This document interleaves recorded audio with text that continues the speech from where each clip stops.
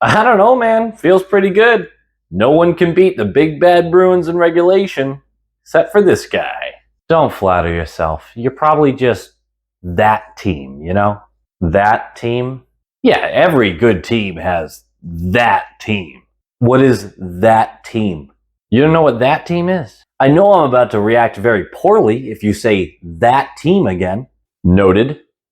Basically, it's a team that a good team struggles against even though they shouldn't and will have a losing record against in the regular season.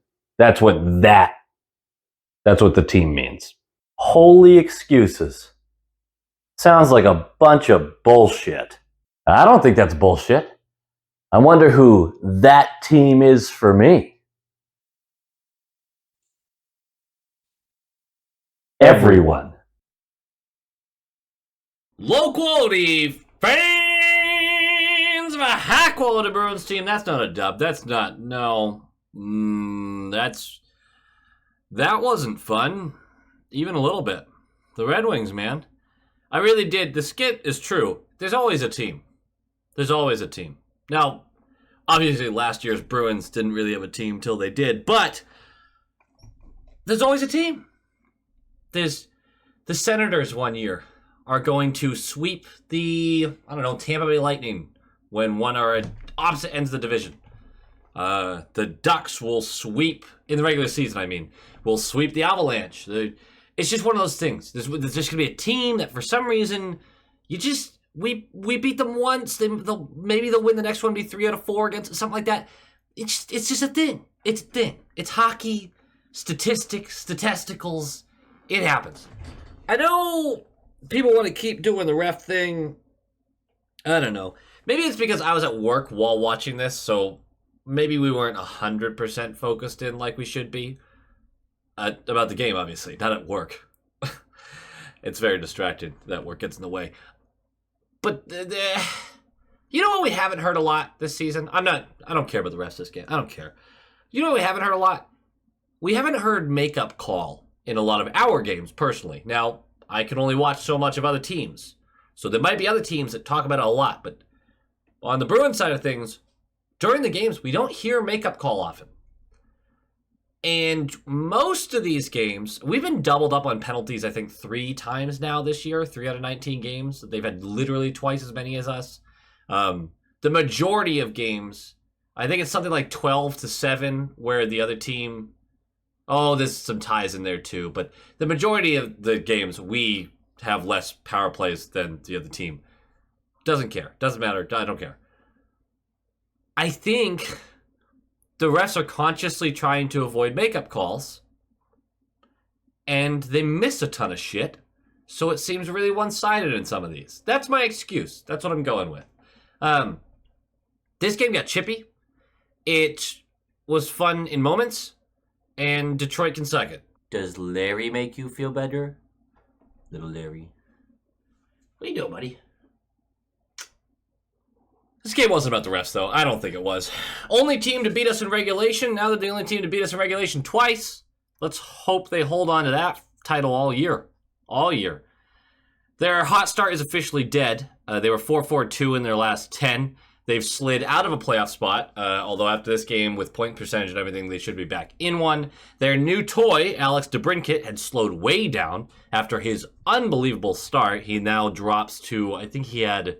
5 points in his last 11 games, which isn't anything to be embarrassed about, but it's just nowhere close to what it was. Although he has had 4 points in his last 4 games, so that's, coming together nicely for him. I think he had more in this game as well. What a loser, right? The goaltending has been hit or miss for them. Husso's numbers are ugly, an .885 save percentage, a 3.61 goals allowed average, but his record is 6-3-1, not bad. And then Reimer, on the other hand, has a shiny .917 save percentage, a .230 goals allowed average, but you'd think he'd just not be getting goal support with those kind of numbers. He's had 3 great games and 3 bad games. And the great games are enough to push those to decent numbers, but he's Jekyll and Hyde out there, honestly. So very much deserves the record he has. It might not deserve the stats he has. Either way, Husso's going to get the start. For us, we'll switch up the lines a little because Geeky is back. We're going Marchand Zakapasta. Heinen, Coyle, Frederick, DeBrusque, Patrigiki, Lauko, Beecher, Brown. JVR would not play in this one.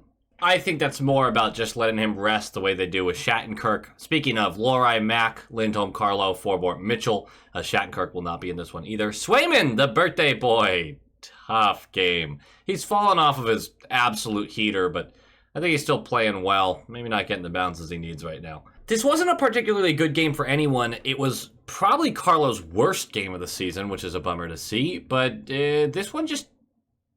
I hate to just say it just didn't go our way, but it really just didn't go our way in like a lot of ways. Either way, let's talk about this game. Like, comment, subscribe. Nailed it.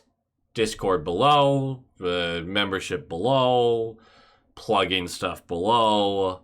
Puck drops! 5 minutes in. Geeky, welcome back. He's going to take a holding penalty. It's a good start. Good start to the return of the Geek. Problem. The Detroit Red Wings actually beat our #1 rated power play pretty often, it seems, and would actually be the majority of their scoring in this one. 10 seconds into this penalty kill, they win a faceoff. It keeps it in our zone. The puck is moved out. It's moved from the left dot to the point to the right dot, back to the point, and at the top of the slot, waist high. We talk about that height. It's a shot from Gostisbehere. Goes right down Main Street. There's really no one covering anybody here. Everyone's a little spread out from all the puck movement. And I believe it is Comfer who is all alone in front of Sway who gets this tip. All alone might be a little unfair, but really unbothered. Gets the free tip. 5-hole Swayman. 1-0 power play goal for them. And then not too long later, a couple minutes later, we're going to go to the power play. Perron for holding. No dice. Good puck movement. No real scoring chances. 9:01 left. Zaka for high sticking. We kill it. Excellent. 4:59 left. This is a highlight of... I don't want to keep dunking on Lohrei, because this is a Patra mistake, but there's differences between the two of them. Patra gets stripped as the last man back. And DeBrincat just skates right in on Swayman all alone. He has a mile breakaway and beats him blocker side. It's 2-0. Everyone basically said the same thing of like, ooh, that's a confidence shaker. But man, Patra just bounces back. And the only reason I brought up Lohrei in the same breath is because sometimes Lohrei does the whole get frustrated, takes bad penalty kind of thing. And Patra, the rest of the game, I'm not saying he had a great game because there weren't a lot of people who had a great game. But you could tell that mistake didn't really have a negative effect on the rest of his game. He had some great shifts after that. 15 seconds later, we're going to have a great chance, a cross-crease pass to Marchand, and he can't get under it. It's a bouncing puck. Husto's down, and he just can't finish the play. We're going to finish the period 2-0, down 2-0. And it was one of those games where it's clear nothing's going to go your way. Because even the scoring opportunities they had, that they just whiffed on, or it bounced away from, or whatever. There were also so many plays where it's like, hey, you just need this one pass to connect, and it's a breakaway. It's a 3-on-2. It's a 2-on-0. You just need to connect on this one thing. And it never really happened. Obviously, we scored a couple goals. It's not like it never happened, but there were so many plays just lost in no man's land because we couldn't get that one play going. This is Velma. She also wants to say hi. Everyone's going to interrupt the video today. She's a kisser. She's a kisser. Look at his shoulders. Look at those. Look at those. She's making me feel better. Ow. That was my knee. Second period's going to start. 2:06 in. Hall's going to go for holding. In 54 seconds into this power play, it's a gritty goal, which is something we needed. Pasta is going to take some space in the slot, fire this in on the net. It's going to bounce around, and DeBrusque, who's fighting for space. First of all, the quick step just to get to the puck. And then the physicality to keep whacking at it, to take some pressure, to take some hits. He gets basically 3 chances at this thing and finally slides it past Husso. And it's 2-1. Power play goal. We're right back in this. And then a couple minutes later, Patra strips a Red Wings player when he's trying to leave the defensive zone. He goes right back towards the slot, dekes through one guy, and then tries to fire it on net. Unfortunately, he isn't able to get a lot on it. I think his stick was bothered by another defender, and it slides away. That was one of those confidence plays where you go, Patra's still feeling it. He's still got it. For what it's worth, Lohrei actually had a decent game in this one. I should say that. I just feel like I really love Lohrei, and I think he's going to be great. I don't want to dogpile on him. Either way, that was a close chance, and it felt like we're back in it. And then 5:41 left, Lohrei is going to go for high sticking. And we kill it. But a Carlo failed clear towards the end of it leads to them maintaining possession. And about 5 seconds after it expires, we kind of forget to cover. And it just goes, it's a perfect pass. Sprong on the left circle is going to find Fabry, who is right at the bottom of that right circle, collects it and shoots it so unbelievably fast. Swayman has no chance. It's top glove. It's 3-1. And yeah, it sucks some of the air out of the building. But hey, there's still 3 minutes left in this period and a whole nother period to go. If you've been watching the Bruins the last couple of years, you don't assume we're not winning that game. You assume we are winning that game. 2 minutes left. Patra, he draws a cross-check and 2 separate hooking calls all on the same play. Now, sure, the refs only called one of the hooking, but it could have been really cool. It could have been. Either way, it's a 2-minute power play that's terrible. 3-1 at the end of 2. We're going to the third. We're back in it. 4:12 in. It's Coyle again. It's a face-off win that gets the puck back to Lohrei on the left point. He's going to fire this intentionally wide to get to Coyle, who's driving towards the left side of the net. It bounces off the wall, and all Coyle does is redirect it, so it goes right to Heinen, who's alone on the left side of the slot, and he buries this. Top glove. 2-3. We're 1 goal behind, 5 minutes-ish into the period.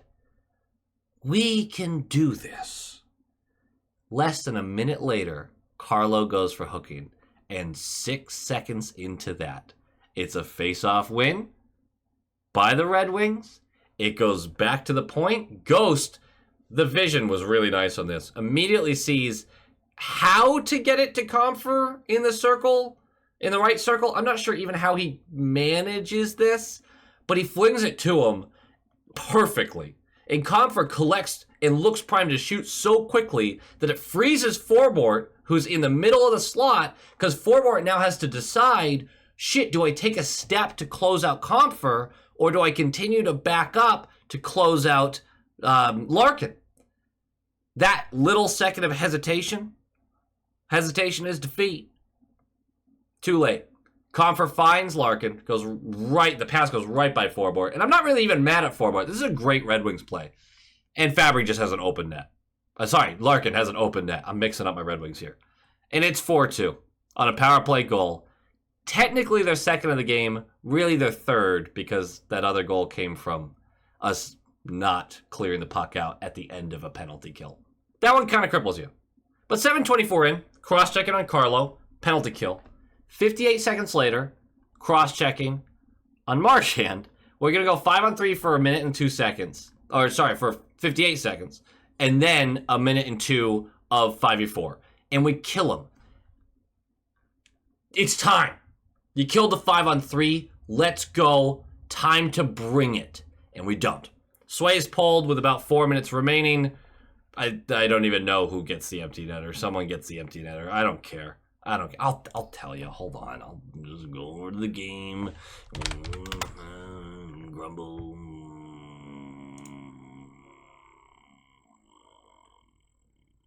Perron! Damn it, Perron. 5-2 final. Game notes, the PK floundered. It did, and honestly, it wasn't structured enough. It really wasn't. We basically allowed 3 power play goals, even if it's technically just 2. Not good enough. Just not good enough. And you know what? That's fine. You're going to have bad games on the special teams every now and again, but that was a brutal one for them. And the Red Wings continue to be really effective against us, our penalty kill. And they're the only team that I can really confidently say has been really effective against us. So they deserve some credit there, but also we might want to look at why that is. And I don't have a great answer for you on that. Just feels like there's so many seams available to them when we play them. Brutal puck management and finishing. No one could connect. Just one of those games. I don't want to crush a team for this. It was just one of those games, man. That's hockey. 13-2-3.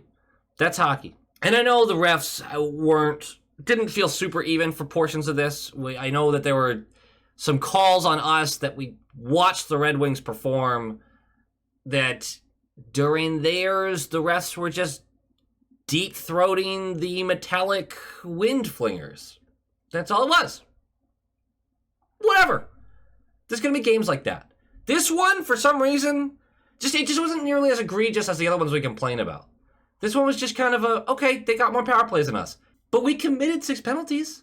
Like, it's not like we didn't. And yeah, you could have used a couple other calls against them, but we allowed 5 goals. 4 goals. That's just not a way to win a hockey game. We got to be better defensively. We got to be better on the penalty kill. We lost that one. We deserve to lose that one. Good job of the Red Wings. I'm not even like that upset about it. This was a game that we deserved to lose, and hopefully the team kind of goes, all right, good. Let's figure out what we did wrong here, grow, and learn from it. Because like I said before, teams have weaknesses. These losses come. You figure out your weaknesses. You get better at minimizing those and making your strengths all that stronger. That's all it is. Love this team, man. This team's so fun to watch. And there's so much intrigue with it, with the young guys and the vets and Coyle performing the way he is, and he's still been great. There's so much intrigue with this team. What a lucky fan base we are. Go Bees! Go Bees!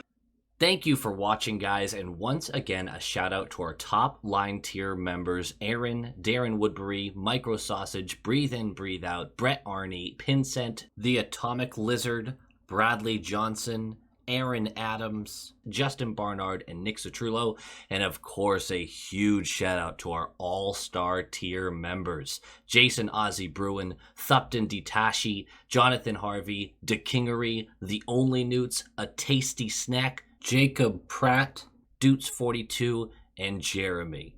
You guys are absolute studs, and I appreciate every single one of you.